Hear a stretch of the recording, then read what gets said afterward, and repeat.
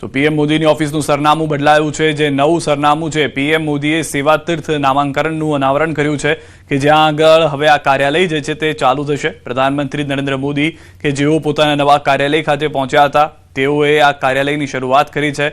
ખુદના નિર્ણય જે તેઓએ લીધા હતા તેમાં સેવા તીર્થ તરીકેનું આ નામ આપવામાં આવે તે પણ એક વાત કરવામાં આવી હતી, કારણ કે અત્યાર સુધીમાં અલગ અલગ લોકો, અલગ અલગ જનતાના જે કર્મચારીઓ હતા તે તમામ અલગ અલગ ઓફિસમાં બેસતા હતા, પરંતુ હવે પ્રધાનમંત્રીથી લઈ અલગ અલગ મંત્રીઓ પણ એક જ છજા નીચે રહી શકે, એક જ ઓફિસની આસપાસના વિસ્તારમાં રહી શકે તે માટેના પ્રયાસ કરવામાં આવ્યા અને તેના કારણે જ એક નવી ઓફિસની શરૂઆત કરવામાં આવી। હવે જે પીએમઓ છે, પીએમઓ માટે નવું નામ જાહેર કરવામાં આવ્યું છે, જેને સેવા તીર્થ નામાંકરણ કરાવ્યું છે અને આ પીએમઓની ઓફિસનું નવું સરનામું જે છે, જે નવું બિલ્ડિંગ છે, નવું ભવન છે, તે બનીને તૈયાર થઈ ગયું છે। અજીત ડોભાલ તેમની સાથે દ્રશ્યોમાં જોવા મળી રહ્યા છે, સાથે જ કેન્દ્રના અન્ય મંત્રીઓ પણ તેમની ઉપસ્થિતિમાં ત્યાં જોવા મળી રહ્યા છે। પીએમઓ કે અત્યાર સુધીમાં લોકોના કાર્ય માટે, અલગ અલગ દેશના કાર્યો માટે કાર્ય કરતું આવ્યું છે, જેઓને પીએમઓ એટલે કે પ્રધાનમંત્રીની ઓફિસ, પ્રાઇમ મિનિસ્ટર્સ ઓફિસ તરીકે ઓળખવામાં આવતું હતું, પરંતુ હવે તેને સેવા તીર્થ નામ આપી દેવામાં આવ્યું છે અને પીએમઓ ઓફિસનું જે નવું સરનામું છે, નવું બિલ્ડિંગ છે, નવું ભવન છે, તેના દ્રશ્યો પણ આપ જોઈ રહ્યા છો। સાથે જ જે તમામ લોકો પોતાના કાર્ય માટે આવતા હોય છે, અરજીઓ કરવા માટે આવતા હોય છે, જેમાં ધારાસભ્યથી લઈ અને સાંસદોથી લઈ તમામ લોકો પોતાની મુલાકાત કરતા હોય છે પ્રધાનમંત્રી સાથે, તો તેઓ પણ હવે આ સેવા તીર્થ જે નવી ઓફિસ છે પીએમઓની ત્યાં આગળ જોવા મળશે। પ્રધાનમંત્રી નરેન્દ્ર મોદીના હસ્તે તેનું અનાવરણ કરવામાં આવ્યું છે। હવે સેવા તીર્થથી ચાલશે સરકાર, કે જે પહેલાથી જ વાત કરવામાં આવતી હતી કે એક નવી લોકોની અંદર ઉર્જા ઉત્પન્ન કરવા માટેના પ્રયાસ છે કે આ જે સરકાર છે તે સેવા કાર્ય માટે આવી છે, ન કે સત્તા માટે, અને તે પહેલેથી જ કહેતા આવ્યા છે કે તેઓ પ્રધાનમંત્રી નહીં, પ્રધાન સેવક છે। તો પ્રધાન સેવક પ્રધાનમંત્રી ઓફિસમાં ન હોય, તે સેવા તીર્થમાં હોય, તે વિચાર સાથે તેઓએ આ સેવા તીર્થને ખુલ્લું મૂક્યું છે। હવે પ્રધાનમંત્રી નરેન્દ્ર મોદી, તેમની સાથેની તેમની ટીમ, તેમની સાથેના કેટલાક મંત્રીઓ આ પીએમઓમાં જોવા મળશે। દ્રશ્યોમાં પણ જે રીતે આપ જોઈ રહ્યા છો કે એનએસએ અજીત ડોભાલ છે કે જેઓ તેમની બાજુમાં જોવા મળી રહ્યા છે, કે જેમની સાથે તેઓ સતત કાર્ય કરતા આવ્યા છે 2014થી લઈને અત્યાર સુધીમાં। અલગ અલગ જગ્યાએ જ્યારે પણ આતંકી હુમલા થયા છે, જેમાં તેઓ તરફથી ઇનપુટ આપી એક ઓપરેશન પાર પાડવામાં આવ્યા છે। બીજી તરફ કેન્દ્રના અન્ય મંત્રીઓ કે જે કેબિનેટમાં છે તે પણ તેમાં જોવા મળી રહ્યા છે અને પીએમઓ ઓફિસમાં કામ કરતા કર્મચારીઓ, એ તમામ લોકો અહીંયા આ વિડીયોની અંદર સ્પષ્ટ જોવા મળી રહ્યા છે। પ્રધાનમંત્રી કે જેઓ હવે નવી ઓફિસથી કાર્ય કરવા જઈ રહ્યા છે।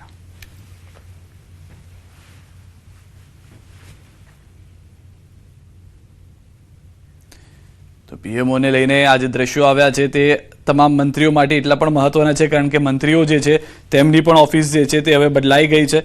સૌથી વધારે મહત્વની વાત એ છે કે જે તમામ મંત્રીઓ અલગ અલગ જગ્યાએ કામ કરતા હતા તેઓ હવે એક જ જગ્યાએ કામ કરતા જોવા મળશે અને આજે દ્રશ્યો આપ જોઈ રહ્યા છો કે જે કર્તવ્ય ભવન છે તેની સાથે સાથે સેવા તીર્થ જે છે તેની આ શરૂઆત થતી જોવા મળી રહી છે। દ્રશ્યોની અંદર સેવા તીર્થ એ પ્રધાનમંત્રી નરેન્દ્ર મોદીની ઓફિસ, તેમની સાથે કેબિનેટ સેક્રેટરી તેમાં જોવા મળશે, એનએસએ જોવા મળશે, અન્ય સુરક્ષાને લગતા જે અધિકારીઓ છે જે તેમની સાથે કામ કરતા આવ્યા છે તે પણ આ જ ઓફિસથી કામ કરશે।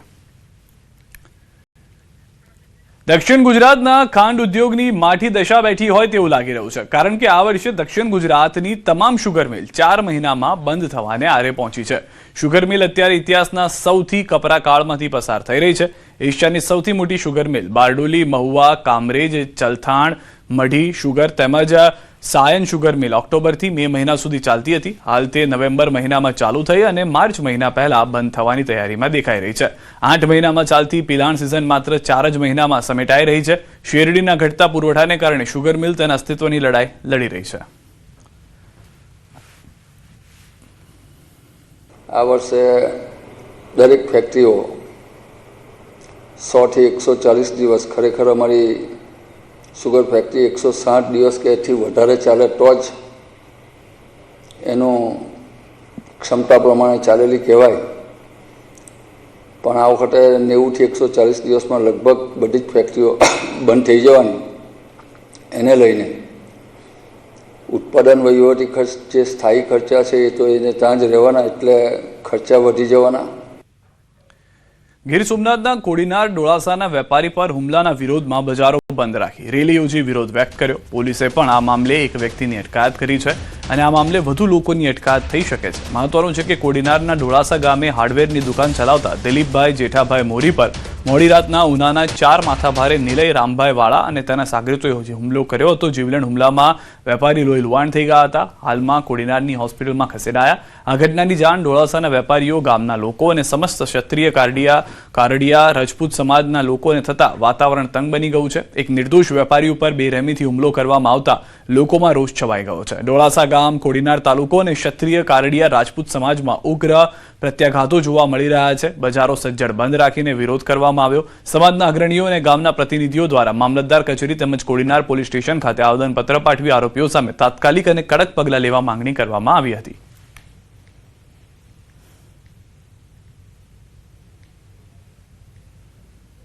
એ વ્યક્તિને એવો ઢોરમાર માર્યો છે કે તમે જો તો જાન લેવા માટે હુમલો કેમ જાણે કરતા હોય અને જૂની કોઈ અદાવત કેમ રાખીને એની માથે હુમલો કર્યો હોય। અમારી માંગ એવી છે કે આ વ્યક્તિને સજા થવી જોઈએ અને એમની સાથે રહેલા ત્રણેય વ્યક્તિઓને તાત્કાલિક ગિરફ્તાર કરવા જોઈએ।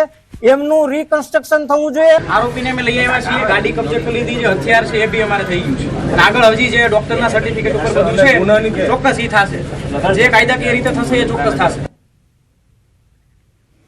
તો પોલીસે એક વ્યક્તિની અટકાયત કરી હોવાની હાલમાં પ્રતિક્રિયા પણ આપ સાંભળી રહ્યા હતા। તેમના તરફથી કહેવામાં આવ્યું છે કે કાયદાકીય રીતે જે પણ પ્રક્રિયા છે તે કરવામાં આવશે, તેમાં પોલીસ પાછળ નહીં હટે।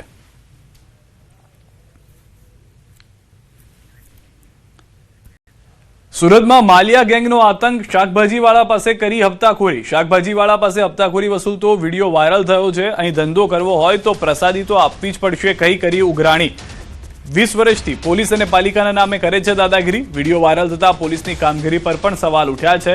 હાલમાં પોલીસ તરફથી કોઈ પ્રતિક્રિયા નથી આવી, કારણ કે માલિયા ગેંગનું કહેવું છે કે તેમનું સેટિંગ ત્યાંની સ્થાનિક તંત્રમાં પણ છે અને પોલીસમાં પણ છે, એટલે કે એસએમસીમાં પણ હોઈ શકે છે અને પોલીસમાં પણ હોઈ શકે છે। પાલિકા અને પોલીસના દાદાગીરી કરવામાં આવે છે। વિડીયો પણ હાલમાં વાયરલ થયો છે કે જો અહીંયા લારી રાખવી હશે, કામ ધંધો કરવો હશે તો પ્રસાદી આપવી પડશે। સુરતથી સમાચાર, પલસાણા કડોદરા રોડ પર અકસ્માત। અમદાવાદમાં મુંબઈ હાઈવે પર આવેલ રિલીફ હોટલ સામે ભયંકર અકસ્માત સર્જાયો। અજાણ્યા વાહને રિક્ષાને જોરદાર ટક્કર મારી। વાહનની ટક્કરે રિક્ષાનું કચ્ચરઘાણ। અકસ્માતમાં 2 મહિલાના ઘટના સ્થળે મોત। રિક્ષામાં સવાર અન્ય લોકોને બહાર કાઢી 2ને પલસાણા સરકારી હોસ્પિટલમાં અને 1 વ્યક્તિને સિવિલ ખાતે ખસેડાયા।